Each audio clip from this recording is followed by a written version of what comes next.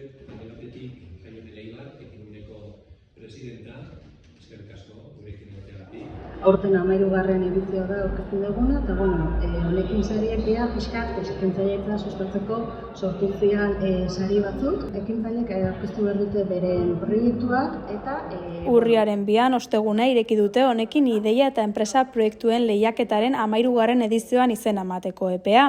Antolatzailek azaldu dutenez honekin 2025 lehiaketa negozio ideia berritzaileak dituzten eta hauek martxan jarri nahi dituzten ekintzaileei zein enpresei zuzenduta dago eta proiektu horiek gauzatzeko beharrezko babesa eskaintzeko helburua du.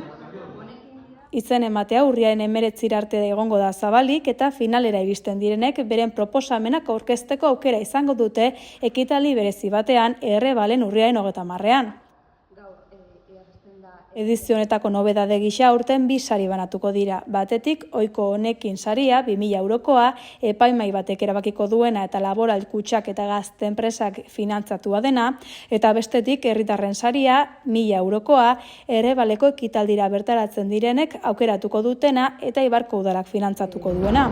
Ekintzailetzak badaka bere ausardi puntu bat animatzen zaituzten dugu aurkeztera zuen proiektuak. Mila esker.